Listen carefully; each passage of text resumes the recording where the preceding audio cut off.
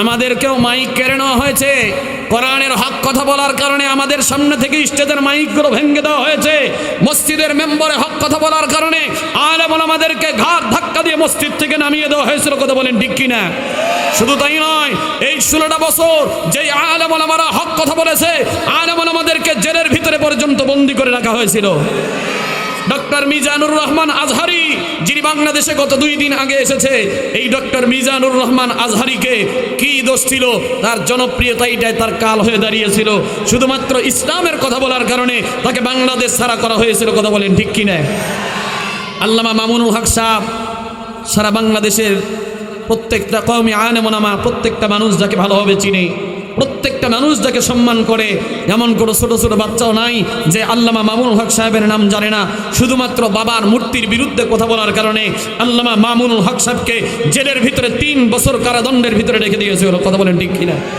শুধু তাই নয়, 50টি বছর যেই কোরআনের পাখি সারা পৃথিবীতে 50টি দেশে কোরআনের তাফসীর করিয়ে বেরিয়েছেন, এই কোরআনের পাখিকে 13টা বছর জেলখানার ভিতরে রাখা হয়েছিল। কথা বলেন না কেন? শুধু তাই নয়, তাতেও শান্তি পায় নাই। জেলখানার ভিতরে রেখেও তারা শান্তি পায় নাই। মনে করেছে যে জেলখানার থেকে যদি বের হয়ে আসে আমাদের তো অস্তিত্ব থাকবে না, সুতরাং তাকে জেলখানার ভিতরে ইনজেকশন পুশ করে করে করে করে তাকে দুনিয়া থেকে বিদায় করা হয়েছে। কথা বলেন না কেন? অনেকে বলেছিল আমরা এই বাংলাদেশে যতটুকু পারবো আলেম ওলামাদের মৌলবাদীদেরকে উৎখাত করে দিব, কিন্তু ক্ষমতার পালাবদল হয়েছে, সময়ের পরিক্রমায় আজকে তারাই বাংলার জমিন থেকে উৎখাত হয়েছে। আর আলেমরা আজকে নির্বিঘ্নে প্রত্যেকটা মানুষের সামনে কথা বলতে পারতেছে। কথা বলেন ঠিক কিনা? এই জন্য আলেমদেরকে এই দেশ থেকে তাড়াইতে পারবেন। আপনারা হয়তো লন্ডনে যেতে পারেন, আপনাদের লন্ডনে বাড়ি আছে। আপনারা ইংল্যান্ডে যেতে পারেন, ইংল্যান্ডে আপনাদের বাড়ি আছে। আমেরিকায় যাইতে পারেন, আমেরিকায় আপনাদের বাংলাদেশের টাকা দিয়ে আপনারা আমেরিকায় বাড়ি কিনেছেন। দাদাবাবু দিল্লির বাড়িতে আপনারা এলাকার ভিতরে যায় আপনারা স্থায়ী নিতে পারেন। পার্শ্ববর্তী দেশে ইন্ডিয়াতে যায় আপনারা মুসলমানদের বিরুদ্ধে, আমাদের বাংলাদেশের বিরুদ্ধে চক্রান্ত করতে পারেন, কিন্তু আলেম ওলামারা পালায় না। কথা বলেন না কেন? আলেম ওলামারা পালায় না। আপনারা বলেছিলেন যে আমরা পালাই না, কিন্তু আমরা তো দেখেছি 45 মিনিটের সময় আপনারা টিকে থাকতে পারেন। জোরে বলেন, পেরেছে? সুতরাং এই আলেম ওলামাদের এই বাংলাদেশে কোনো আলেম ওলামাদেরকে আগামীতে যদি আবারও কথাগুলো বন্ধ করে রাখতে চায়, আবারও যদি আলেম ওলামাদের উপরে যে কোনো দলেই আসুক না কেন, আলেম ওলামাদের উপরে যদি নির্যাতনের স্টিম রুলার চালিয়ে থাকে, তাহলে তাদেরকেও ওখান থেকে শিক্ষা নেওয়া লাগবে। কথা বলেন না কেন? যে কোনো ব্যক্তি আসুক, বাংলাদেশ থেকে ইসলামকে মাইনাস করে কোনো কাজ করা যাবে? জোরে বলেন, যাবে? বাংলাদেশের প্রত্যেকটা মানুষ দাড়ি না রাখতে পারে, মুখের ভিতরে দাড়ি না থাকতে পারে, 5 ওয়াক্ত নামাজ সে টুপি মাথায় দিয়ে না পড়তে পারে, লম্বা জুব্বা হয়তো সে শরীরের ভিতরে না রাখতে পারে, কিন্তু কোনো ব্যক্তি যদি ওই ব্যক্তির সামনে আমার নবীকে নিয়ে কটূক্তি করে, কোরআনকে নিয়ে যদি কটূক্তি করে, আল্লাহ এবং রাসূলকে নিয়ে যদি কোনো অপমানমূলক কথা বলে, খোদার কসম করে বলি ওই দাড়ি ছাড়া মানুষ, ওই টুপি ছাড়া মানুষের কলিজার ভিতরে আঘাত লাগবে। কথা বলেন ঠিক কিনা? আল্লাহ তাআলা বলেন, দুনিয়ার মানুষ, ওয়াত্তাকু, তোমরা ভয় করো, ইয়াউমান, ওই দিনকে ভয় করো, তুরজাউনা ফীহি ইলাল্লাহ, যেই দিন তোমাদের সবাইকে ওই রবের সামনে ফিরে যাওয়া লাগবে। ও গাইবান্দার মুসলমান, আপনারা একটু বলেন তো আমরা কোন দিন রবের সামনে দাঁড়াবো? সেই দিনটার নাম কি? এটা একটা ক্লাস, এটা মুখস্থ রাখা লাগবে, বোঝা লাগবে। 2-4 জন বললে হবি না, তার মানে আর যারা আছেন তারা ফেল। আপনারা আজকে আমার ছাত্র, আজকে কি হুজুর আপনার চাইতে তো আমি বয়সে বড়, তাই কি হয়েছে? স্টেজে তো আমি আছি। আজকে ওস্তাদ কি কথা বলে না? লাভ আছে, মাইনা নেওয়ার মাদ্দা শিখেন, লাভ আছে।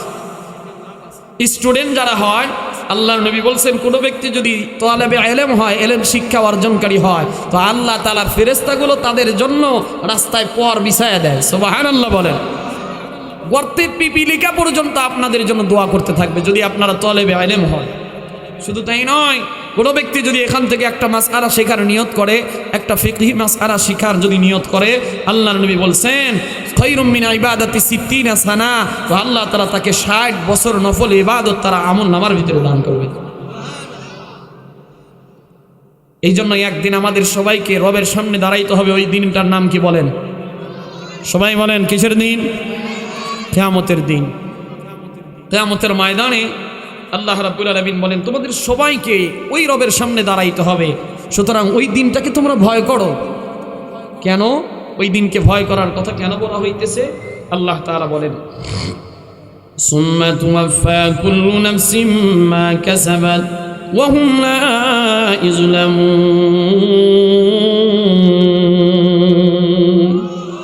আল্লাহ রাব্বুল আলামিন বলেন ওই দিন তোমাদের প্রত্যেককে পরিপূর্ণ দিয়ে দেওয়া হবে।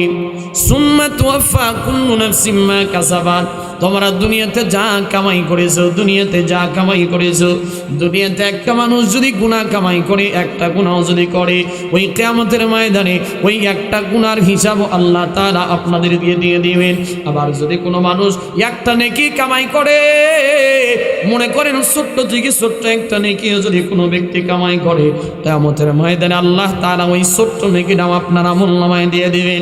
ওই দিনটা এমন একটা দিন আল্লাহ রাব্বুল আলামিন কোরআনুল কারীমের ভিতরে সূরাতুল জিলজালের ভিতরে বলেন ফামান ইয়ামাল মিসকালা যাররাতিন খায়রান ইয়ারা ওয়া মান ইয়ামাল মিসকালা যাররাতিন শাররান ইয়ারা। আল্লাহু আকবার বলেন।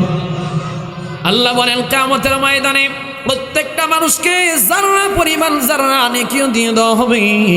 একটা মানুষ যদি যারা পরিমাণ নেকিও করে, আর একটা মানুষ যদি যারা পরিমাণ গুনাহ করে, তবুও তার আমলনামায় দিয়ে দেওয়া হবে। ওই দিনটাকে ভয় করো। ওই দিনটা কেমন ভয়াবহ দিন হবে জানেননি? কিয়ামতের দিনটা এত ভয়াবহ হবে, এ মুসলমান একটু বোঝার চেষ্টা করেন।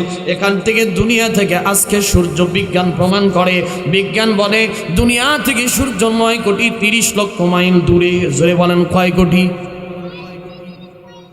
মাঝে মধ্যে প্রশ্ন করবো, এই পিচ্চিরা খালি প্রশ্নের উত্তর দিও না, পিছনের মানুষও দেওয়া লাগবে। কত দূরে? 9 কোটি 30 লক্ষ মাইল দূরে সূর্য। জমিন থেকে 9 কোটি 30 লক্ষ মাইল দূরে। এত দূরে সূর্য হওয়ার পরেও দুনিয়ার ভিতরে সূর্য আজকে একটা মুখ দিয়ে তাপ দেয়। জোরে বলেন তো কয়টা মুখ দিয়ে তাপ দেয়? একটা মুখ দিয়ে জমিনের ভিতরে সূর্য আজকে তাপ দিতেছে। ওই জমিনের ভিতরে যখন সূর্য তাপ দেয়, বিশেষ করে বৈশাখ মাস জ্যৈষ্ঠ মাস যখন আসে, তখন পুরা এলাকার মানুষের কিন্তু চান্দি পর্যন্ত গরম হয়ে যায়, মাথা থেকে পা পর্যন্ত ঘামগুলো ঝরে পড়ে যায়, জমিনগুলো ফেটে চৌচির হয়ে যায়। বৈশাখ মাস জ্যৈষ্ঠ মাসে যখন বৃষ্টি বাদল হয় না, পুরা এলাকা গরম হয়ে যায় কি যায় না?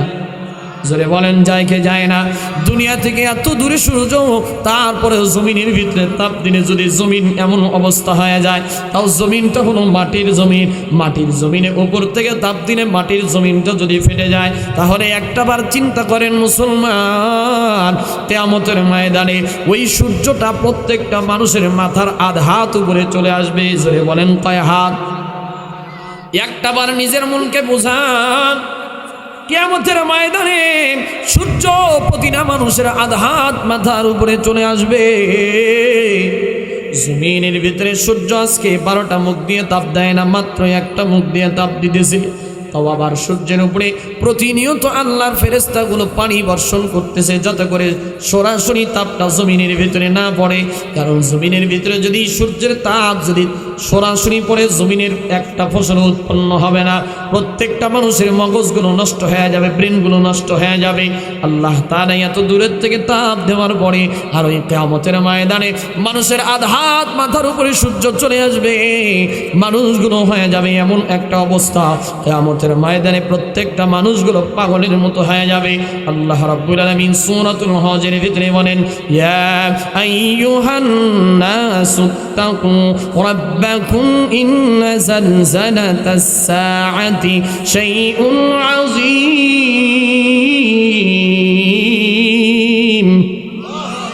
আল্লাহ বলে ওই দিনটাকে ভয় করো। ওই কিয়ামতের ময়দান ময়দান এত ভয়াবহ হবে, এত কঠিন হবে, বলে শাইউন আযীম, ওই দিনটা হবে বড় ভয়াবহ দিন। জালজালাতাস সাআ, ওই দিনটা কিয়ামতের ময়দানটা জমিনটা প্রকম্পিত হয়ে যাবে।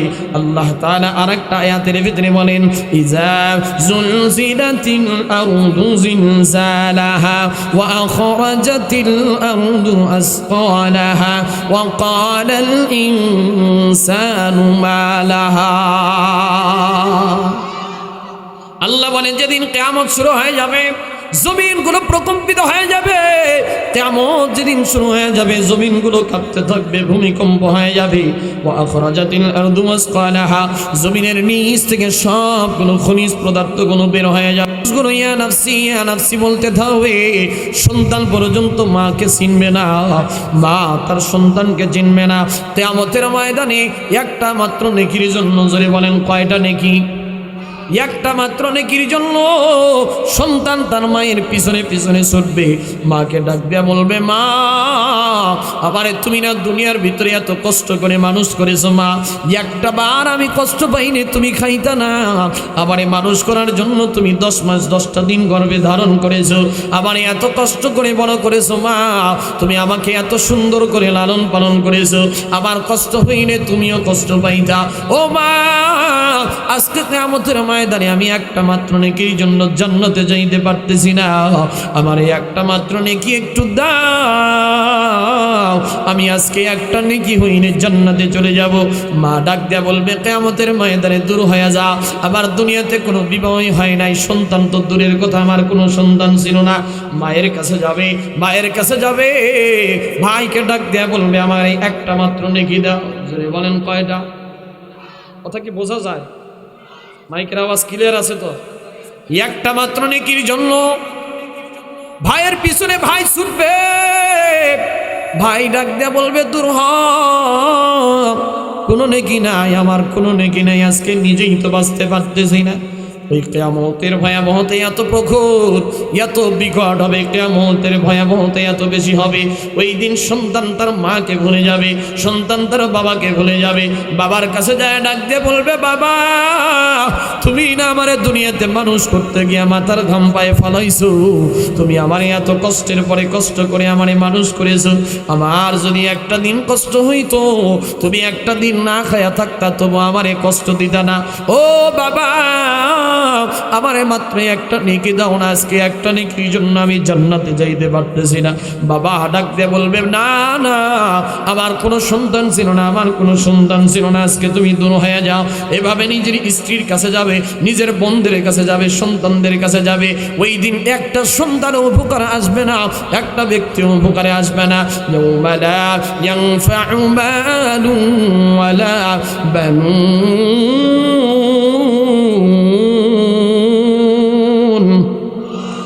আল্লাহ তাআলা বলেন ওই কিয়ামতের ময়দানে একটা সন্তানও তার বাবার উপকারে আসবে না, বাবা তার সন্তানের উপকারে আসবে না।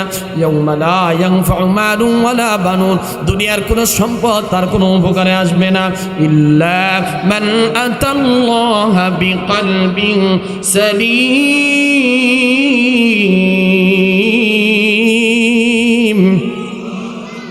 আল্লাহ তাআলার কাছে ওই দিন উপকার আসবে হলো সালিম কলব, আর মাত্র আমল, ওই দিন একমাত্র আমলটাই উপকারে আসবে। কিয়ামতের ভয়াবহতা সম্পর্কে আল্লাহ তাআলা কোরআনুল কারীমের ভিতরে বলে দিয়েছেন ইয়াউমা ইয়াফিরুল মারউ মিন আখিহি ওয়া উম্মিহি ওয়া আবিহি ওয়া সাহিবাতিহি ওয়া বানিহি। খারাপ লাগেনি কোরআন তেলাওয়াত করলে? কোরআন তেলাওয়াত করলে খারাপ লাগার কোনো কারণ নাই, কারণ বললে ওয়ালাও সওয়াব, আর শুনলে ওয়ালাদেরকে আল্লাহ তাআলা প্রতিটা অক্ষরে অক্ষরে 10টা করে নেকি দান করে। এই নেকি কি চাষতলে বসলে পাইতেন? যারা বাড়িতে বাড়িতে বসে বসে ঘুমায় এরা কি পাবে? কোরআনের মাজলিসে যারা আসছে তাদেরকে আল্লাহ তাআলা এই সম্মান দিয়েছেন। কোরআনের তেলাওয়াত চাই বুঝে পড়ুক অথবা না বুঝে পড়ুক, বুঝে নাই শুধুমাত্র মুখস্থ করছে, হাত বুলায় দিছে, কোরআনকে বুকের সাথে জড়ায় ধরছে, কোরআনকে চুমু দিছে, চোখের ভিতরে লাগাইছে, কাল কিয়ামতের ময়দানে কোরআনটা তার পক্ষে শাফাআত করে তাকে জান্নাতি বানায় দিবে। এই জন্য সবসময় কোরআনের পক্ষে থাকবেন তো। কোরআন থেকে কথা বলতেছি, কোনো বানোয়াটি কথা না। কিয়ামতের ময়দানে এত ভয়াবহতা হবে। আল্লাহ বলেন ইয়াউমা ইয়াফিরুল মারউ মিন আখি, ওই দিন মা ভাই ভাইকে ভুলে যাবে, ওয়া উম্মিহি মা ভুলে যাবে, ওয়া আবিহি বাবাও ভুলে যাবে, ওয়া সাহিবাতিহি ওয়া বানি যত বন্ধু বান্ধব আছে, সন্তান সন্ততি আছে, স্ত্রী আছে, যা কিছু বলেন না কেন সবাই কিয়ামতের ময়দানে নিজেকে ইয়া নাফসি করতে থাকবে। নবীরা পর্যন্ত ইয়া নাফসি করতে থাকবে। প্রত্যেকটা মানুষগুলো ওই দিন ভয়াবহ সাগরের ভিতরে হাবুডুবু খাইতে থাকবে। আধা হাত মাথার উপরে যখন সূর্য চলে আসবে, 12টা মুখ দিয়ে জমিনের ভিতরে সূর্যগুলো তাপ দিতে থাকবে, পুরো জমিনটা হয়ে যাবে তামা, জমিনটা হয়ে যাবে তামা। কিয়ামতের ময়দানে পুরো জমিন কিন্তু মাটির থাকবে না। জোরে বলেন কিসের হবে? আর একটু জোরে বলেন কিসের? তামার জমিন হয়ে যাবে। কেন তামার জমিন হবে জানেননি? মুফাসসিরিন ইকরামরা বলে তামার একটা বৈশিষ্ট্য হলো এক জায়গায় যদি তাপ দেওয়া যায় পুরা তামাই কিন্তু তাপ হয়ে যায়। আর মাটির একটা বৈশিষ্ট্য হলো এখানে যদি আপনি আগুন জ্বালান ওই জায়গা কিন্তু গরম হবে না। মাটির যেই জায়গায় গরম দিবেন ওই জায়গায় গরম হয়, বাকি জায়গা কিন্তু গরম হয় না। কিয়ামতের ময়দানটা জমিন হয়ে যাবে তামা। জমিনের নিচ থেকেও তাপ দেওয়া হবে, উপর থেকেও আসমানের সূর্য থেকে তাপ দেওয়া হবে। পুরা জমিন ঘামের সাগরে মানুষগুলো হাবুডুবু খাইতে থাকবে। কোনো মানুষের কান পর্যন্ত উজনাই হাদিসের ভিতরে এসেছে, কোনো মানুষের কান পর্যন্ত ঘামের সাগরে হাবুডুবু খাইতে থাকবে। কোনো মানুষের রাসিহি মাথা পর্যন্ত ঘামের সাগরে হাবুডুবু খাইতে থাকবে। প্রত্যেকটা মানুষগুলো ইয়া নাফসি বলতে থাকবে। প্রত্যেকটা মানুষগুলো নিজেকে বাঁচাও, নিজেকে বাঁচানোর চিন্তা করতে থাকবে। ওই দিন আল্লাহর আরশের ছায়া ছাড়া কোনো ছায়া থাকবে না। ওই দিন দুনিয়ার কোনো মানুষ কোনো গাছের ছায়া পাবে না, কোনো বিল্ডিং এর ছায়া পাবে না, কোনো ব্যক্তির ছায়া পাবে না। ওই দিন একটা মাত্র ছায়া থাকবে, সেইটা হলো আল্লাহ তাআলার আরশে আজিমের ছায়া। ওই দিন আল্লাহর আরশ আজিমের ছায়া ছাড়া দ্বিতীয় কোনো ছায়া থাকবে না। আর আল্লাহ তাআলা ওই ভয়াবহ কিয়ামতের ময়দানে আল্লাহর আরশের ছায়ার নিচে ওই দিন 7 প্রকারের ব্যক্তিদেরকে ছায়া দিবে। জোরে বলেন কয় প্রকার? আর একটু জোরে বলেন কয় প্রকার? 7 প্রকার ব্যক্তিদেরকে আল্লাহ তাআলা আরশ আজিমের ছায়ার নিচে ছায়া দিবেন। ওই 7 প্রকার কারা হবে?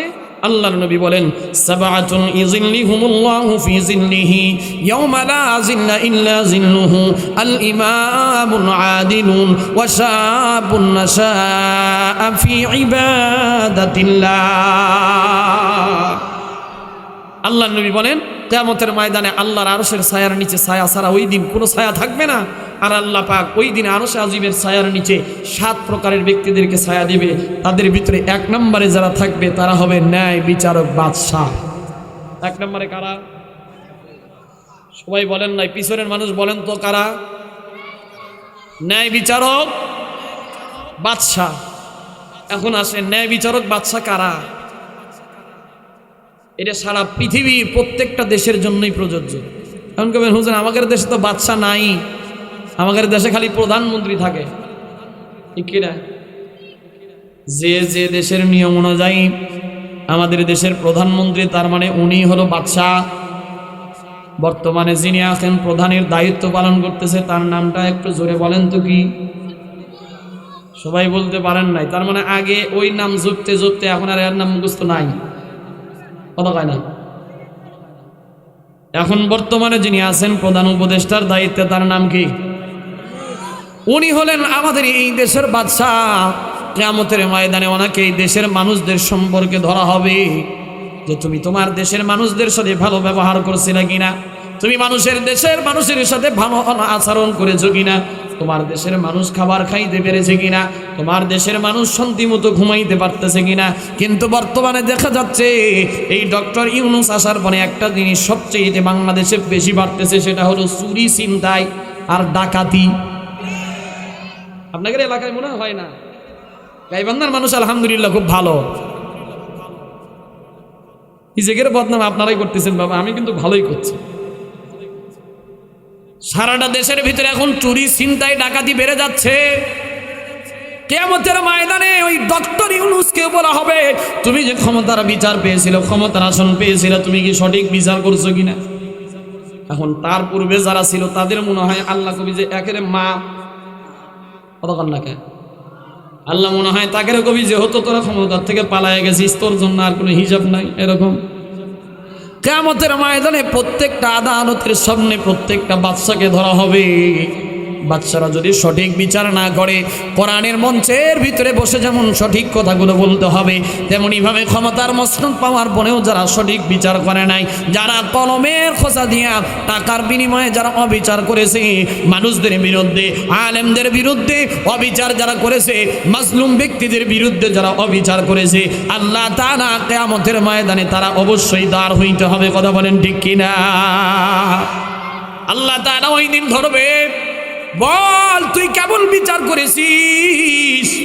আইনাল জাব্বারুন আইনাল মুতাকাব্বিরুন, কত অহংকারী ব্যক্তি আসো আমার কাছে আসো, কত ক্ষমতাধর ব্যক্তি আমার কাছে আসো। আইনাল জাব্বারুন, দুনিয়ার ভিতরে জালেম বাদশা যারা ছিল আমার কাছে আসো।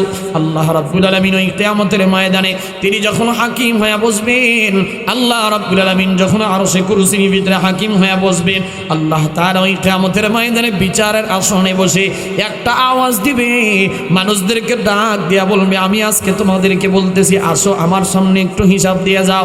আল্লাহ তাআলা কোরআনুল কারীমের ভিতরে বলেছেন, লিমানিল মুলকুল ইয়াউম লিল্লাহিল ওয়াহিদিল কাহ্হার।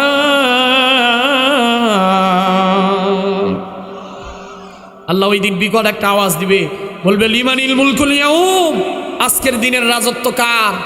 লিল্লাহিল ওয়াহিদিল কাহ্হার, একমাত্র মালিকানা ওই দিন কার থাকবে? জোরে বলেন না কার? কোনো নেতা খেতার টাইম থাকবে? যায়া যদি পরিচয় দাও আমি অমুক দলের সভাপতি, অমুক দলের সেক্রেটারি, কোনো কাজ হবে? কথা কন না কার? না, আমাদের দেশে তো বাপরে বাপ, নেতা যা হয় নেতার চাইতে পাতি নেতাকে আরো গরম বেশি দেখা যায়। নেতার যদি একটু মলিনতা থাকে, নেতার কাছে যাইতে যদি কেউ চায়, ভাই আমার বস এখন রেস্টে আছে, কি করবেন হামাক কন। আপনাকে গাইবান্ধার মানুষের না, হামাকের বগুড়ার ভাষায় করছি, কথা কি বুঝতে পারছেন? নেতার চাইতে পাতি নেতার গরম বেশি, নেতার চাইতে পাতি নেতার ভাব বেশি। যাই আজ একটু মন খুলে কথা কবি, একটা মানুষের মনের যে আদাব প্রদান, একটু কষ্ট দুঃখ, আপনাকে ভোট দিয়ে আমরা যে উঠাইছি, তাহলে আমাদের এলাকার যে একটু খৈতান টোতান একটু দেখে যে বিপদ আপদ যে আপনাদের কাছে বলবো, ওই বলার কোনো সুযোগ। একটা বিচার নিয়ে গেলে আগে 10,000 আমাকে দাও, তারপরে বিচার যা করা লাগে করতেছি। পাতি নেতা কয় এটা, কয় নেতা দেও পরে আগে হামাক দাও, আমি ম্যানেজ করে দিচ্ছি। এরকম গাইবান্ধায় মনে হয় নাই।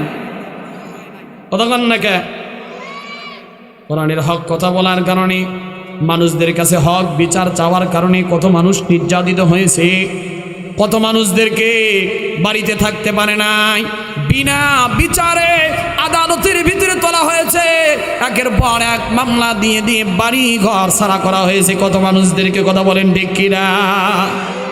আপনারা তো গাইবান্ধার মানুষ, আপনারা হয়তো অনেক জিনিস টের পাবেন না, কিন্তু বগুড়ার ঘরে ঘরে মামলা, ঘরে ঘরে মামলা ছিল। শুধুমাত্র দল করার কারণে, ইসলামী দল করুক অথবা বিএনপি করুক অথবা যে কোনো দল করুক, বলে তুমি আমার দল করো না, তার মানে তুমি এখন হয় শ্বশুর বাড়ি যাও, না হলে আমার দলে আসো। হ্যাঁ, বুঝি না কথা? হ্যাঁ, সিপাত ফলাইছে, এটা গাইবান্ধার ভাষায়। হয় আমার দেশে আসো, আমার পক্ষে আসো, না হলে অন্য পক্ষে যাওয়ার কোনো সুযোগ নাই।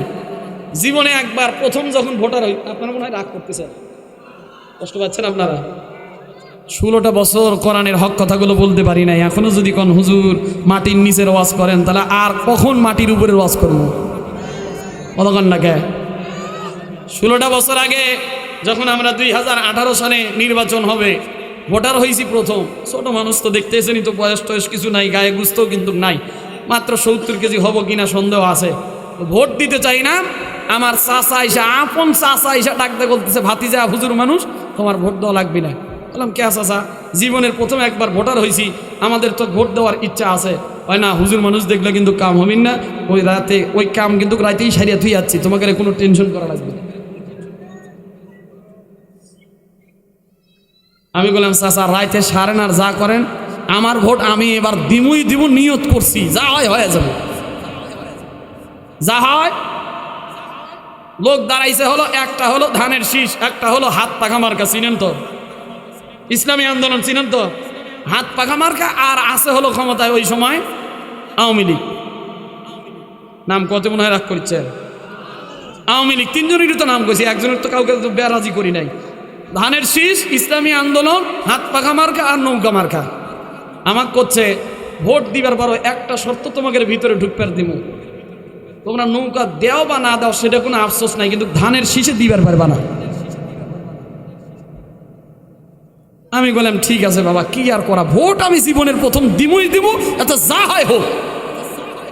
10 জন আমরা আলেম ওলামারা একসাথে ঘরের ভিতরে ঢুকছি, পিছনে আমার আরেকজন ক্যামেরা নিয়ে গেছে, যা করছে কে রে হুজুর কে এত সাহস করতে গেছে রে, হুজুররা কিভাবে ঘরের ভিতরে ঢুকলো, হচ্ছে হুজুররা কোনোভাবেই মানিচ্ছে না, ভোট ওরা দিবি, জীবনের প্রথম ভোটার হয়েছে।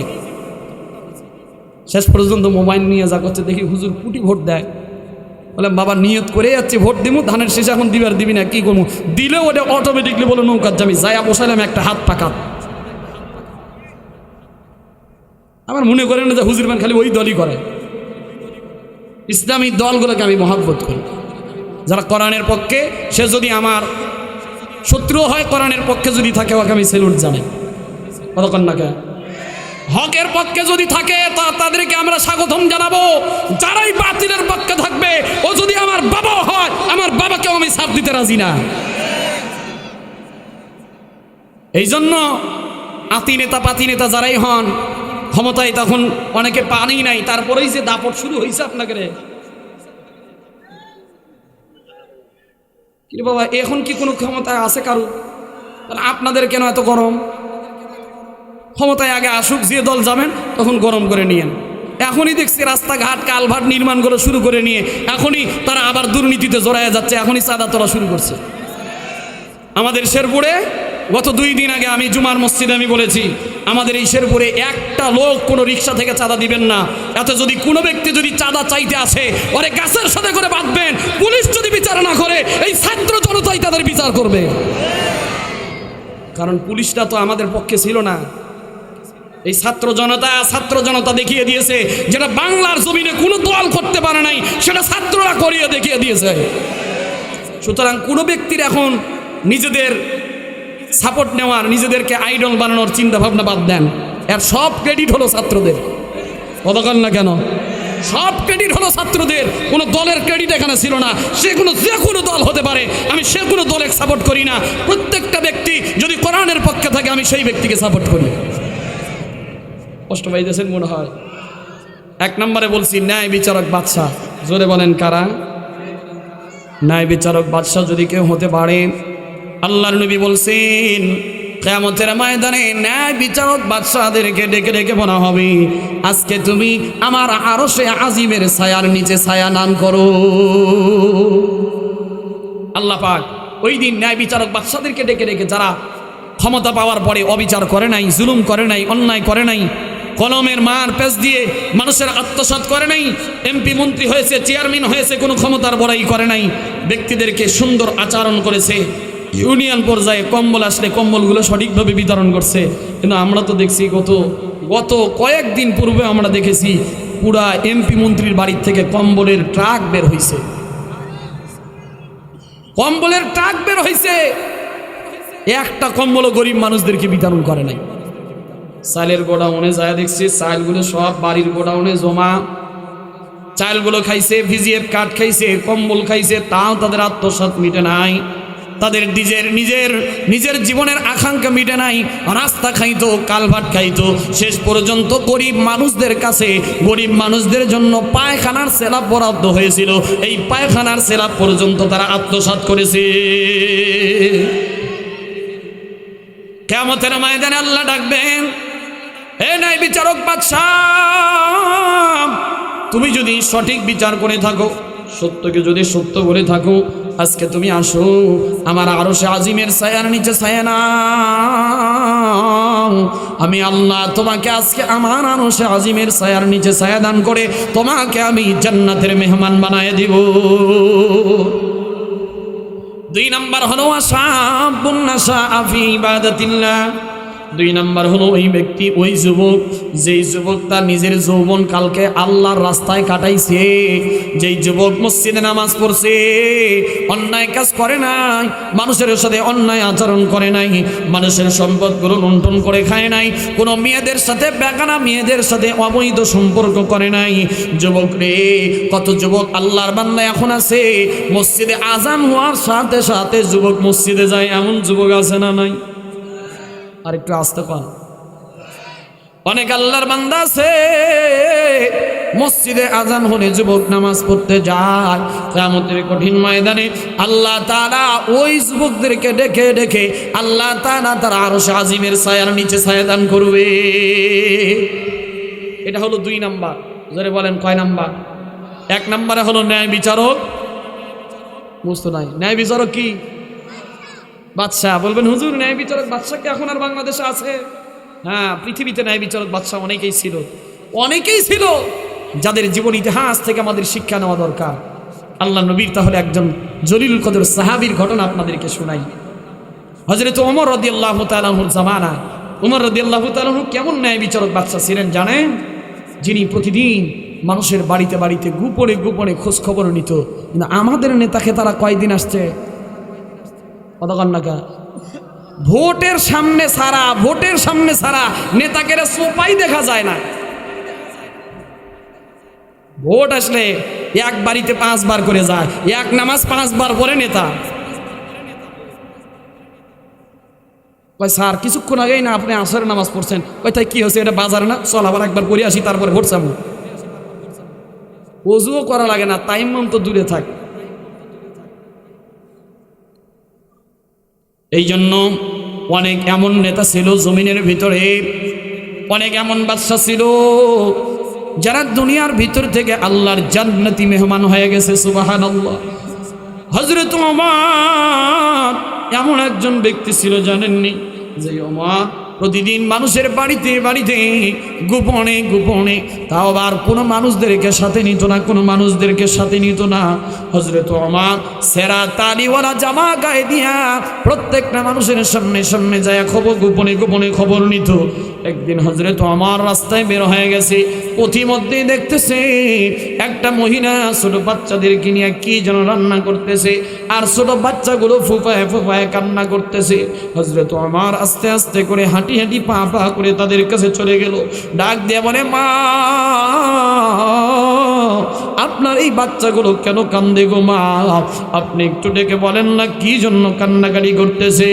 ওই মহিলাটা চিনে না, হযরত ওমরকে না চিনে বলতেছে, আমার বাচ্চাগুলো 2 দিন হলো অনাহারে, আমার বাচ্চাগুলো কোনো খাবার পায় না, আর আমাদের দেশের যিনি আমিরুল মুসলিমিন আছে হযরত ওমর আমাদের কোনো খবর নেয় না।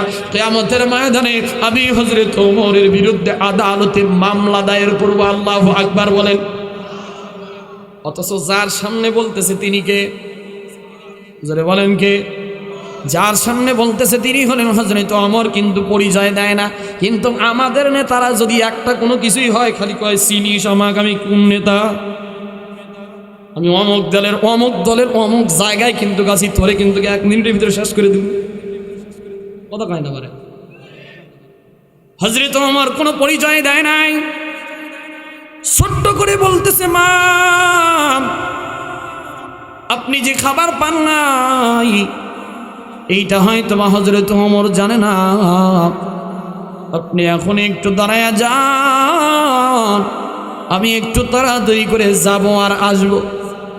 হযরত ওমর নিজের পরিচয়টা গোপন করে বাইতুল মালের ভিতরে চলে গেছেন। বাইতুল মালের দারোয়ানকে ডেকে ডেকে বলে, দারোয়ান রে, আমার এই একটা বস্তা আটার বস্তা আমার পিঠের উপরে এখন উঠায় দাও। বলে, আপনি তো আমিরুল মুসলিমিন, আটার বস্তা আপনি উঠায় নিয়ে ঘাড়ের ভিতরে উঠায় নিয়ে কই যাবেন? বলে, আমি একটা মহিলার কাছে যাব, ওই মহিলারে আমি একটু আটার বস্তা দিয়ে আসতে যাই। বলে, আমারে দেন, আমি একটু যাই তার বাড়িতে পৌঁছে নিয়ে আসি। ডাক দিয়ে আমিরুল মুসলিমিন বলে, না রে, কারণ কিয়ামতের ময়দানে ওই মহিলা তো তোমার বিরুদ্ধে মামলা দায়ের করবে না, ওই মহিলা তো আমি আমিরুল মুসলিমিন হযরত ওমরের বিরুদ্ধে মামলা দায়ের করবে। এমন নেতা যদি আমাদের দেশে হইতো, আমাদের এই দেশটা সোনার দেশে রূপান্তরিত হয়ে যাইত। একটা মানুষ অশান্তিতে থাকতে পারতো না, একটা মানুষের ঘুমের কোনো ব্যাঘাত হইতো না, একটা মানুষের সম্পদের কোনো ব্যাঘাত হইতো না। আমিরুল মুসলিমিন নিজের কাঁধে বহন করে আটার বস্তাগুলো নিয়ে মহিলার কাছে এসে ডাক দিয়ে বলে, মা এই যে নেন, আপনাকে আটার বস্তা দিলাম, আর আপনি আগামীকাল সকালবেলায় ওমর রাদিয়াল্লাহু তাআলা আনহুর দরবারে আসবেন। ওমরের দরবার থেকে আপনার জন্য একটা ভাতার ব্যবস্থা আমি কইরা দিব। পরের দিন সকালবেলায় মহিলা ছোট ছোট বাচ্চাদেরকে খানা খাওয়ায়া পরের দিন সকালবেলা আমিরুল মুসলিমিন হযরত ওমর রাদিয়াল্লাহু তাআলা আনহুর দরবারে চলে গেছে।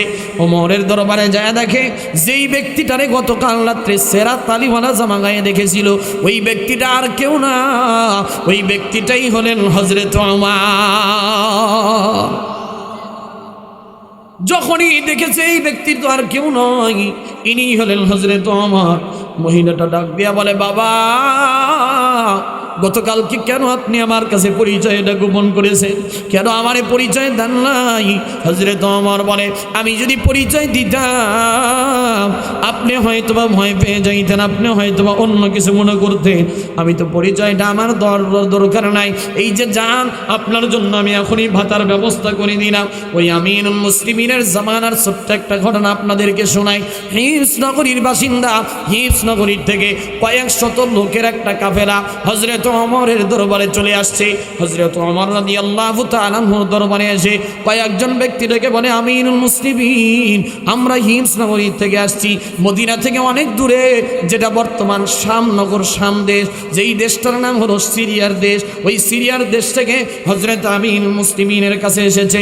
আমিরুল মুসলিমিনের কাছে এসে অনেকজন ব্যক্তি বলতেছে, আমিরুল মুসলিমিন, আমাদের দেশের ভিতরে অনেকগুলো মানুষ গরিব হয়ে আছে, ওই গরিব মানুষদের জন্য আপনি একটা ভাতার ব্যবস্থা করে দেন, আপনি তাদের জন্য একটা অর্থের ব্যবস্থা করে দেন। আমিরুল মুসলিমিন ডেকে বললেন, আপনার এলাকার গরিব মানুষদের আপনারা একটা লিস্টি করে আনেন, 100 লোকের একটা গরিব মানুষের লিস্টি আপনারা করে আনবেন। পরের দিনই হযরত ওমর রাদিয়াল্লাহু তাআলা আনহুর দরবারে 100 গরিব লোকের লিস্টি করে আনা হয়েছে। এ মুসলমান, কথাগুলো একটু মনোযোগ দিয়ে শুনবেন। তাদের জামানা কেমন ছিল আর আমাদের জামানা কেমন আছে একটু মিলায় নিবেন, একটু একটু হিসাব করে নেবেন। আমিরুল মুসলিমিনের কাছে 100 লোকের লিস্টি যখন এনেছে, হিমস নগরীর 100 লোকের ব্যক্তির যখন লিস্টিটা তার কাছে দেওয়া হয়েছে, ওই 100 লোকের ভিতরে যার নামটা সর্বপ্রথমে দেখা যাচ্ছে তিনি অন্য কেউ নাই, তিনি হলেন হিমস নগরীর গভর্নর, হিমস নগরীর বাদশাহ, যার নাম হলো সাঈদ ইবনে আমের আল জুমাহি। বলেন আল্লাহু আকবার। হিমস নগরীর যিনি তৎকালীন বাদশাহ, গভর্নর যিনি, তার নাম হলো সাঈদ ইবনে আমের আল জুমাহি। নাম কি বলেন তো? এত বড় নাম মুখস্থ হবেই না তো, খালি সাঈদ মুখস্থ রাখেন। এখনকার ছয় বলে তো মাদ্রাসায় পড়ান না, নবীর সুন্নত তো পড়ান না, হাদিস তো পড়ান না, খালি দিয়ে থুছেন কেজিতে, ছয় বল যায় খালি হয় বেজি। নায়ক নায়িকাদের নাম ঠিকই কিন্তু মুখস্থ আছে, অথচ সাহাবিকের নাম মুখস্থ নাই। ঠিক তো করছেন আপনারাই, আবার আপনারাই তো মাদ্রাসায় না দিয়ে স্কুলে দেন। কারা দেয়? এটাও ঠিক কিনা? কথা কয় না। মাদ্রাসার সন্তান দিবেন, মাদ্রাসায় আলেম বানানোর চেষ্টা করবেন।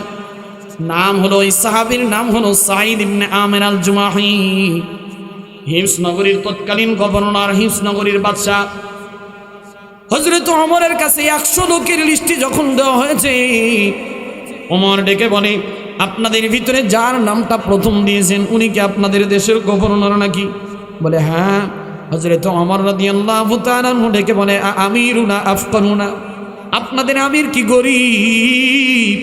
এবং শুধু গরিব নয়, 100 মানুষের ভিতরে যার নামটা প্রথমে, তার মানে উনি বেশি গরিব। হয় না? আপনাদের আমির কে আসলেই গরিব? প্রত্যেকটা মানুষগুলো ডেকে রেখে বলে, আমিরুল মুসলিমিন, আমিরুনা আফকারুনা, আমাদের আমির হলো সবচাইতে গরিব, আমাদের আমির হলো সবচাইতে গরিব, আমাদের বাদশা হলো সবচাইতে গরিব। অথচ এখন দেশের যত বড় বাদশা হয়, যত বড় নেতা হয়, সে তত বড় চোর হয়। ব্যক্তিত্ব ছিল, সে তত বড় গরিব ছিল। আল্লাহর নবীর সাহাবী হযরত ওমর রাদিয়াল্লাহু তাআলা আনহু ডাক দিয়া বলল, না না, তোমাদের দেশের ভিতরে যিনি আমির আছেন তিনি তো গরিব থাকতে পারে না। বার্তাবাহককে ডেকে বলল, ও বার্তাবাহক, আমি তাদের বিরুদ্ধে তাদের জন্য একটা আমি হাদিয়ার ব্যবস্থা করব, তাদের জন্য বড় খুনের ব্যবস্থা করব, ঠিক আছে, তবে সর্বপ্রথম তুমি একটু আমার পক্ষ থেকে 1000 দিরহাম 1000 স্বর্ণ দিরহাম হাদিয়া নিয়ে যায় সাঈদ ইবনে আমের আল জুমাহির বাড়িতে পৌঁছায়া দাও। কত দিরহাম? 1000 স্বর্ণ রূপার দিরহাম, 1000। দুধ ঘোড়ার উপরে আরোহণ হয়ে হযরত আমির হযরতে সাঈদ ইবনে আমের আল জুমাহির বাড়িতে চলে গেছে। ডাক দিয়া সালাম দিয়া ডাক দিয়া বলে, সাঈদ ইবনে আমের আসনি? বলে, আছে, বাড়ির ভিতরে আছে। কে আপনি বলেন? সাঈদ ইবনে আমের আল জুমাহিকে ডেকে দেওয়া হলো। সাঈদ ইবনে আমের আল জুমাহিকে ডেকে বলা হলো, এই জন্য আপনাকে হযরত ওমর তার পক্ষ থেকে 1000 স্বর্ণ দিরহাম আপনাকে হাদিয়া দিয়েছে। যখনই তিনি ওই থলেটা খুলছে, থলেটা খোলার সাথে সাথে বড় আওয়াজে বলছে, ইন্না লিল্লাহি ওয়া ইন্না ইলাইহি রাজিউন। আপনারা বলেন তো, ইন্না লিল্লাহ কখন বলা লাগে? সুসংবাদের সময় না দুঃসংবাদের সময়? আরেকটু আস্তে কন। 1000 দিরহাম দিছে, এটা সুসংবাদ না দুঃসংবাদ? সুসংবাদ। কিন্তু হযরত সাঈদ ইবনে আমের আল জুমাহি কেমন আল্লাহর ওলি ছিলেন, কেমন আল্লাহর প্রিয় বান্দা ছিলেন, কত নবীর প্রিয় আশিক ছিলেন। দেখেন কত দুনিয়া বিমুখ ছিলেন, জাহিদ দুনিয়া ছিলেন, তারেক দুনিয়া ছিলেন। সাঈদ ইবনে আমের আল জুমাহি এত জোরে আওয়াজে ইন্না লিল্লাহ পড়েছে, বাড়ির ভিতর থেকে তার স্ত্রী ডাক দিয়ে বলে, প্রাণের স্বামী আমার, কে মারা গেছে? শুনছি মদিনা থেকে হযরত ওমরের বার্তাবাহক এসেছে। হাল কুতিলা ওমর, ওমর কি মদিনার ভিতরে মারা গেছে নাকি? এত উচ্চ আওয়াজে কেন ইন্না লিল্লাহ পড়লে? সাঈদ ইবনে আমের আল জুমাহি ডেকে নাকি বলে, বিবি রে, না রে বিবি না, হযরত ওমর মারা যায় নাই, বালিল আমরু আযমু মিনকা, তবে হযরত ওমরের চাইতেও ইন্তেকালের চাইতেও আমার সাথে বড় দুর্ঘটনা ঘটছে। পরে কে মারা গেছে? আল কুতিলাল মুসলিমুনা ফিল মাআরাকা, যুদ্ধের ময়দানে কি মুসলমানরা মারা গেছে? বলে না, যুদ্ধের ময়দানে মুসলমানরাও মারা যায় নাই। তাহলে কি হয়েছে একটু বলেন? হযরত সাঈদ ইবনে আমের আল জুমাহি ডেকে ডেকে বলে, বিবি রে, আমার ঘরের ভিতরে দুনিয়া প্রবেশ করে ফেলছে রে বিবি, আমার ঘরের ভিতরে দুনিয়া প্রবেশ করে ফেলছে। ও বিবি, তাড়াতাড়ি করে 1000 দিরহাম নিয়ে নাও, তাড়াতাড়ি করে। আমি ঘরের ভিতরে ঢোকার আগে আগে অতি দ্রুত এই হিমস নগরীর প্রত্যেকটা মানুষদেরকে 1000 দিরহাম দান করে দাও। 1000 দিরহাম পাওয়ার পরেও যিনি হাত দিয়ে নেয় নাই, বরং মানুষের ভিতরে দান করে দিছে। দুধ পরবর্তীতে হযরত ওমর রাদিয়াল্লাহু তাআলা আনহুর বাড়িতে যায় ডাকতে বলতেছে, ওমর, কেমন একজন ব্যক্তির কাছে আপনি আমারে পাঠাইছেন, যে ব্যক্তি 1000 দিরহাম তো দেয়ই নাই, বরং পুরা টাকাটা গরিব হওয়ার পরেও মানুষের ভিতরে দান করে দিছে। সুবহানাল্লাহ বলেন। হযরত ওমর বলে, তাই নাকি? এখন এই জামানায় এমন ব্যক্তি আছে, তাহলে তো তার সাথে আমাকে একটু সাক্ষাৎ করা দরকার। হযরত ওমর রাদিয়াল্লাহু তাআলা বললেন, আগামীতে দিন করো, আমি হিমস নগরীর ভিতরে যাব, আমি হযরত ওই ব্যক্তির সাথে দেখা করে আসব। সুবহানাল্লাহ। পুরা এলাকার ভিতরে খবর ছড়িয়ে বলল হিমস নগরীর ভিতরে যে হযরত ওমর আমাদের রাষ্ট্র, যিনি পুরা অর্ধ পৃথিবীর শাসক, তিনি আসতেছেন আমাদের দেশের ভিতরে। আমাদের এলাকায় এমপি মন্ত্রী আসলে যে অবস্থা হয়, আর হযরত ওমর ছিল অর্ধ পৃথিবীর শাসক। তদানীন্তন সময়ে দেখেন কেমন ব্যবস্থা, এত বড় স্টেজের ব্যবস্থা কিন্তু তখন ছিল না। হযরত ওমর যখন আসছে, মাত্র 2টা চেয়ারের ব্যবস্থা রাখছেন। 2টা চেয়ার, জোরে বলেন কয়টা? 2টা চেয়ারের ভিতরে ব্যবস্থা করেছেন। মসজিদের ভিতরে প্রত্যেকটা মানুষদেরকে নিয়ে বসার ব্যবস্থা করেছেন। হাজার হাজার মানুষ, প্রত্যেকটা মানুষের ভিতরে একটা চেয়ারে হযরত ওমর বসেছে, আর একটা চেয়ারে সাঈদ ইবনে আমের আল জুমাহি বসেছে। হযরত ওমর যাওয়ার পরে প্রত্যেকটা মানুষদেরকে সালাম বিনিময় করার পরে সর্বপ্রথম একটা কথা বলেছেন। হযরত ওমর ডেকে বলে, ওই হিমসনগরীর ব্যক্তিরা, তোমরা তো বলো, তোমরা একটু বলো না, তোমাদের কি কোনো অভিযোগ এই সাঈদ ইবনে আমের আল জুমাহির বিরুদ্ধে তোমাদের কোনো অভিযোগ আছে নাকি? সুবহানাল্লাহ। আজকে বুঝতেছেন আপনারা, সাঈদ ইবনে আমের আল জুমাহির বিরুদ্ধে তোমাদের কোনো অভিযোগ আছে নাকি? আর আমাদের নেতারা আইসা যদি কয় এই এলাকার ভিতরে এই নেতা হলো যত মাইরেই খাক তারপর খালি তেল মারবি কতক্ষণ নাকি নেতাকে প্রশংসা কইরা বলবে সব কিছু আমাদের নেতার চরিত্র, অমুক ভাইয়ের চরিত্র ফুলের মতো পবিত্র, অথচ নেতা নামাজ পড়ে না এক ওয়াক্ত, সুদ খায়, ঘুষ খায়, দুর্নীতির সাথে সবসময় জড়িত। কিন্তু সাঈদ ইবনে আমের আল জুমাহি সর্বপ্রথম ওমর ডেকে বলে, ও হিমসনগরীর বাসিন্দারা একটু বলো না, এই সাঈদ ইবনে আমের আল জুমাহির বিরুদ্ধে তোমাদের কোনো অভিযোগ আছে নাকি? আর আমাদের নেতার সামনে যদি খালি বদনাম করা হয়, হুজুর একটু দেখে শুনে কথা কয়েন, ক্ষমতায় যাই নাই তাই দেখে কি হয়েছে, আগামী কিন্তু যাচ্ছি আবার, কতক্ষণ লাগে, মানে একটু কথা নিজের গায়ে টাইনে নিয়ে দেয়, এখন অবস্থা খারাপ করে দেয়, কোন দিকে হুজুররা যাবে? অথচ সাঈদ ইবনে আমের আল জুমাহি প্রত্যেকটা মানুষদেরকে ডেকে ডেকে বলতেছেন, তোমাদের আমিরের বিরুদ্ধে তোমাদের কোনো অভিযোগ আছে নাকি? এই মুসলমান গাইবান্দার মুসলমান, আপনারা একটু বুঝে থাকলে বলেন তো, যেই ব্যক্তি 1000 দিরহাম নেওয়ার পরে যিনি দান করে দেয়, যিনি সবচেয়ে এলাকার ভিতরে নেতা হওয়ার পরে গরিব, তার বিরুদ্ধে কোনো অভিযোগ কি থাকার কথা? জোরে বলেন, থাকার কথা না। কোনো মানুষ কোনো কথা বলে না, কিন্তু হঠাৎ করে হাজার হাজার মানুষের ভিতর থেকে একটা যুবক দাঁড়িয়ে গেছে, ডাক দেয়া বলে, আমিরুল মুসলিমিন, আমার একটা অভিযোগ তার বিরুদ্ধে আছে। বলে, কি অভিযোগ আমাকে একটু বলো। বলে, আমিরুল মুসলিমিন, তার বিরুদ্ধে আমার একটা অভিযোগ আছে।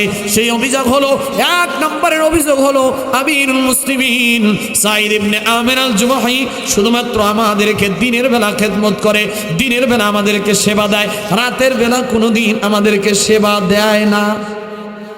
রাতের বেলা কি করে না? জোরে বলেন। আমাদের কোনো চেয়ারম্যান কি রাতের বেলা ইউনিয়ন পরিষদ খুলে রাখে? জোরে বলেন। এ মুসলমান, যেই কথা বলতেছিলাম, সাঈদ ইবনে আমের আল জুমাহি যখনই ওই যুবকটা ডেকে বলে, আমাদের শুধু রাতের বেলা সেবা দেয় না, দিনের বেলা দেয়।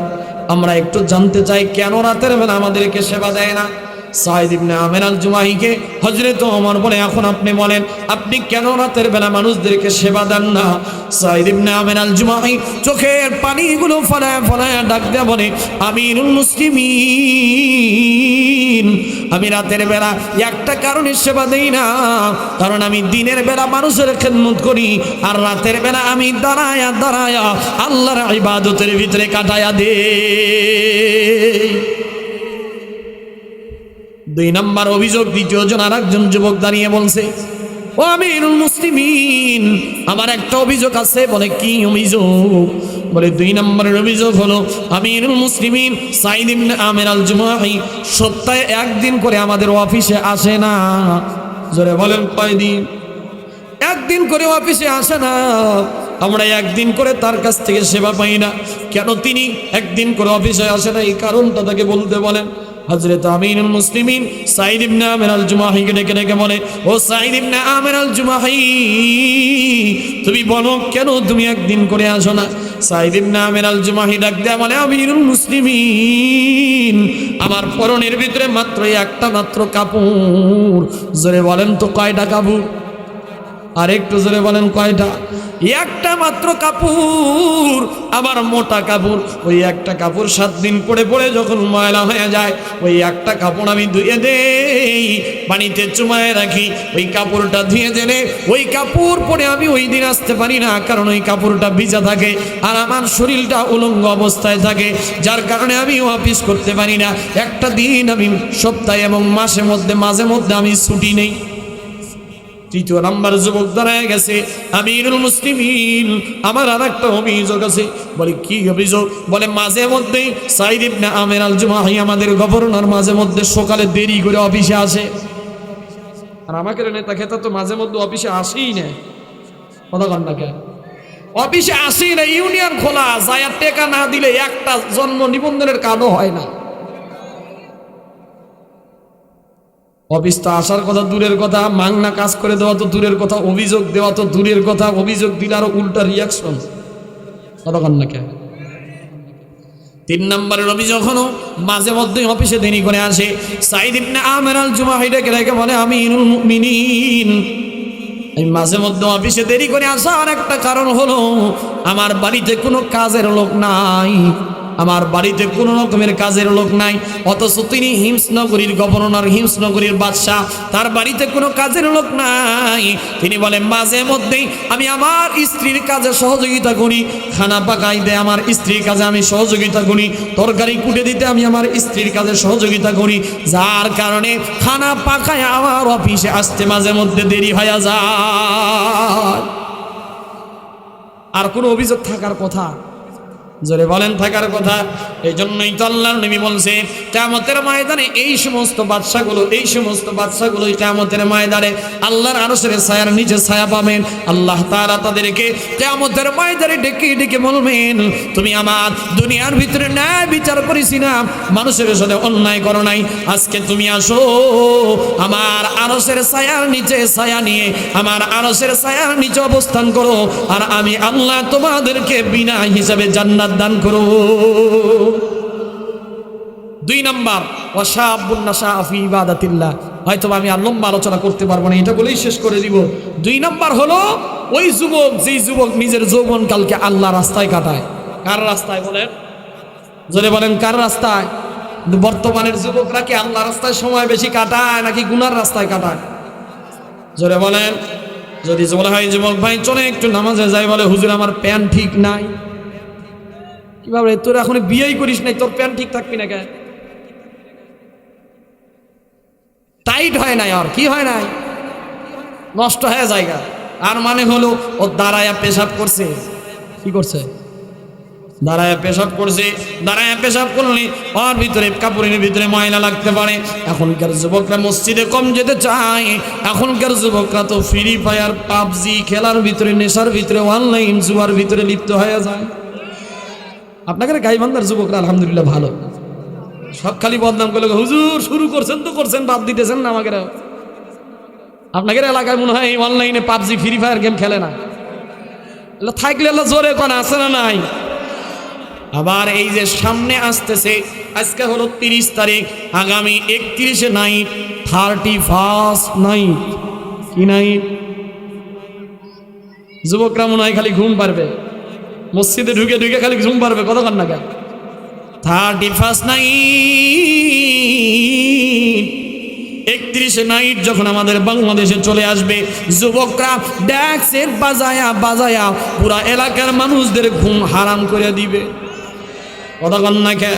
এ যুবক তোমাদেরকে বলি ভাই, তুমি যে আজকে 31 নাইট পালন করো, তুমি যে আজকে 31 নাইটে পালন করো, তুমি যে আজকে ডেক্সেট বাজাও, তুমি যে আজকে আতশবাজি করতেছো, তুমি আজকে মনে করতেছো আমার হয়তোবা হায়াতের জিন্দেগি বাড়তেছে, আমি হয়তোবা 24 সালকে বিদায় দিয়ে দিলাম, আগামীতে যে 25 সাল আসতেছে, তুমি কি একটাবার চিন্তা করেছো আমার জীবন থেকে একটা দিন চলে যাওয়া মানে আমার হায়াতের একটা দিন বিদায় হয়ে যাওয়া?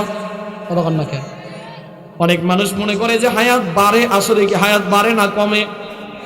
জোরে বলেন কমে না বাড়ে? হায়াতগুলো কমে যাচ্ছে রে যুবক। তোমার মতো কত যুবক কবরের বাসিন্দা হয়ে আছে। হে যুবক তুমি কি একটা বার ওই ফিলিস্তিনের দিকে তাকাও না? ওই ফিলিস্তিনের আজকে হাসপাতালগুলোর দিকে একটু তাকায়া তাকায়া দেখো। আজকে তুমি ওই ইহুদিদের কৃষ্টি কালচারগুলো পালন করতেছো।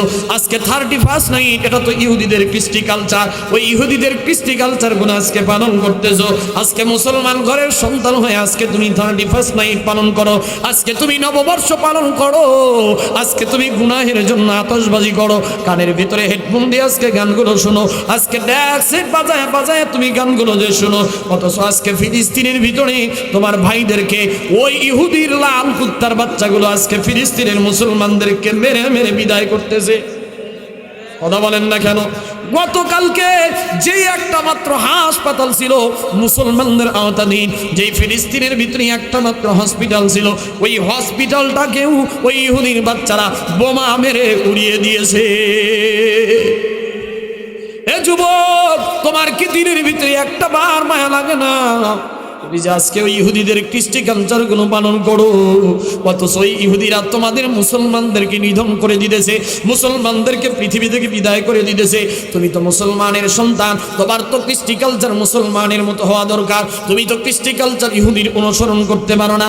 আল্লাহর নবী বলেন, মান তাশাব্বাহা বিকওমিন ফাহুয়া মিনহু, যে জাতির অনুসরণ করবে কাল কিয়ামতের ময়দানে ওই ব্যক্তি তার সাথেই অনুসরণ করে কিয়ামতের ময়দানে উত্থিত হবে। কথা বলেন ঠিক কিনা? এখন আপনি ডিসিশন ইজ ইয়োর, যে তুমি চিন্তা করবা, এটা তোমার সিদ্ধান্ত। তুমি ইহুদিদের নাসারাদের কৃষ্টি কালচার পালন করে এই বাংলাদেশে 31st নাইট পালন করবা, নাকি ওই দিনটাকে তুমি আল্লাহর আদালতে সেজদা দিয়ে নিজের জীবনের গুনাহ মাফ করে নিবা, এটা তোমার ডিসিশন। কথা কয় না?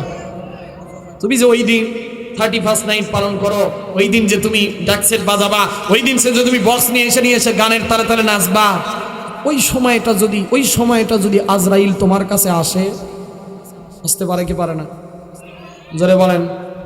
ওই সময়টা যদি আজরাইল তোমার কাছে আসে, ড্যাকসেট বাজানো অবস্থায় যদি তোমার ইন্তেকাল হয়ে যায়, তোমার কি অবস্থা হবে? একটাবার কি চিন্তা করছেন? যুবক রে, তুমি একটাবার কি চিন্তা করেছো?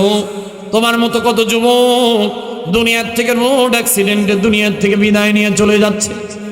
এ গাইবান্ধার মুসলমান, আগামীকালকেও তো তোমার নামটা মসজিদের মাইকে আলান হতে পারে, আগামীকালকেও হয়তো বা ঘোষণা আসতে পারে আব্দুল আউয়াল শেরপুরি দুনিয়াতে আর নাই, আগামীকালকে ঘোষণা আসতে পারে আব্দুর রহমান নাই, আব্দুল সালাম এলাকার ভিতরে ছিল, কত ভালো মানুষ ছিল, আব্দুল করিম ছিল, আজকে তিনি দুনিয়ার ভিতরে নাই। এখান থেকে যে বাড়িতে যাবেন তারও কি কোনো গ্যারান্টি আছে? জোরে বলেন, আছে নাকি? আমি যে বগুড়ায় যাব তার কোনো গ্যারান্টি নাই, আপনারা যে বাড়িতে যাবেন এটারও কোনো গ্যারান্টি নাই। কত যুবক আজকে রোড অ্যাক্সিডেন্ট করে দুনিয়ার থেকে বিদায় নিয়ে চলে যায়। কত বৃদ্ধ বাবাজি এশারের নামাজ পড়ে ঘরের ভিতরে ঢুকে আর ফজরের নামাজের ভিতরে চেতন পায় না, হার্ট স্ট্রোক করে ব্রেন স্ট্রোক করে দুনিয়ার থেকে বিদায় নিয়ে চলে গেল। ও পর্দার অন্তরের মা গো, আপনাদেরকেও হাতে ধরে পায়ে ধরে বলে, মা আপনি আজকে কেন নামাজ পড়েন না? আজকে কেন আপনি পর্দা করেন না? কেন আজকে আপনি স্বামীর খেদমত করেন না? কেন আজকে আপনি গুনাহের ভিতরে সময়টা কাটায় দিতেছেন গো মা? ও মা, আপনারা তো দুনিয়ার থেকে বিদায় হওয়া লাগতে পারে। এই যুবক রে, তুমি একটাবার চিন্তা করো না, এখন যদি তোমার নামটা মসজিদের মাইকে এলান হয়ে যায়, ফজরের সময় যদি তুমি মারা যাও, জোহরের আগে আগে তোমাকে দাফন করার ব্যবস্থা এলাকার মানুষ করবে? কতক্ষণ নাকি বলবে যে মারা গেছে তারা আরো 10টা দিন রেখে দাও? এরকম দুনিয়ার কোনো মানুষ আপন নয়, কোনো মানুষ কিন্তু আপন নয়। যত বড়ই আপন মানুষ হোক না কেন, সন্তান মারা গেলে মা পর্যন্ত তার সন্তানকে কিন্তু রাখে না।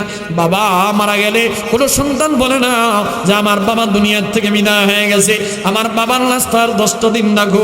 কোনো আপন মানুষও কিন্তু বলবে না রে ভাই, প্রত্যেকটা মানুষই কিন্তু বিদায় দিয়ে দিবে।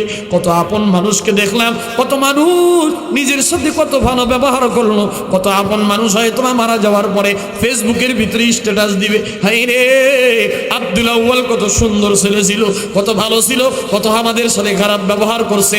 অনেকে হয়তো পজিটিভ বলবে, অনেকে হয়তো নেগেটিভ বলবে। কত মানুষ তোমার জন্য, কত মানুষ কত কান্নাকাটি করবে। অনেক মানুষ আবার দুনিয়ার বাস্তবতার দোহাই দিয়ে অনেক মানুষ জানাজাও আইসা হাজির দিবে না। কত কয় না? অনেক মানুষ বলবে, হাই রে তার জানাজায় যাইতে চাইছিলাম কিন্তু ব্যস্ততার কারণে যাইতে পারি নাই। কত মানুষ জানাজা নামাজে আসবে কিন্তু কবরস্থানে যায় যে 3 মুঠে মাটি দেওয়া এটাও দিবে না। কতক্ষণ নাকি? এইটা এইটাই তো দুনিয়া রে ভাই। এই দুনিয়া থেকে কিন্তু আমাকেও চলে যেতে হবে, আপনাকেও কিন্তু চলে যেতে হবে। কেউ কিন্তু দুনিয়াতে বাঁচতে পারবেন না। এই দুনিয়াতে যারা ছিল কোটি কোটি টাকার মালিক, নমরুদ ছিল, ফেরাউন ছিল, কারুন ছিল, সাদ্দাত ছিল, জালেম বাদশা দুনিয়া থেকে তারাও কিন্তু বিদায় নিয়ে চলে গেছে। এই দুনিয়াতে কেউ থাকতে পারবে না, আমিও থাকতে পারবো না, আপনিও থাকতে পারবেন না। ওই কবরের জিন্দগিটা আমাকেও চলে যেতে হবে, আপনাকেও কিন্তু চলে যেতে হবে। ওই কবরটা বড় কিন্তু কঠিন। আল্লাহর নবী বলেছেন, আল কবরু রাউযাতুম মিন রিয়াজিল জান্নাহ আও হুফরাতুম মিন হুফারিন নার। কবরটা কারো জন্য হয়ে যাবে জান্নাতের টুকরা, আবার কারো জন্য হয়ে যাবে জাহান্নামের গর্ত। ওই কবরের ভয়ে সাহাবীরা কত কান্নাকাটি করেছে জানে। হযরত ওসমান নবীজির সবচেয়ে জলিল কদর একজন সাহাবীদের ভিতরে অন্যতম সাহাবী। ওই হযরত ওসমান ছিল জুন্নারাইন, যিনি নবীজির দুই মেয়েকে বিবাহ করেছেন। ওই ওসমান একটু ইতিহাসটা পড়ে দেখবেন, আল্লাহর নবীর সাহাবী হযরত ওসমান যখন এই কবরের পাশে যাইতো, কবরের পাশে গেলে চোখের পানিগুলো দর দর করে হযরত ওসমানের পড়ে যাইতো। দাড়িগুলো ভিজে ভিজে হযরত ওসমানের গালগুলো দিয়ে, দাড়িগুলো দিয়ে চোখের পানিগুলো পড়ে যাইতো। সাহাবীরা ডাক দেয়া বলতো, ভাই ওসমান আপনি একটু বলেন না, আপনি কেন এত বেশি কান্নাকাটি করেন? হযরত ওসমান বলে, ভাই রে, দুনিয়ার সব জায়গায় যায় আমি মানুষ পেয়েছি, কিন্তু কবরে এমন একটা জায়গা, ওই কবরে কিন্তু কোনো বাতি থাকবে না, ওই কবরে কোনো সাথী থাকবে না। ওই কবর প্রতিনিয়ত মানুষদেরকে ডেকে ডেকে বলে, আনা বাইতুল কুরবা, আনা বাইতুল ওয়াহদা, আনা বাইতুদ দুর। আমি কবর বড় একাকির জায়গা, আমি কবর বড় একাকির ঘর, আমি কবর বড় সব বিচ্ছুর ঘর। আমি কবরে যদি কেউ আসতে চাও, নেক আমল নিয়ে আইসো। কবরে কিন্তু দুনিয়ার কোনো ক্ষমতার বাহাদুরি চলবে না। ওই কবরে যাওয়ার জন্য সাহাবীরা নেক আমল করছে, আমাদেরও নেক আমল করার দরকার আছে না নাই?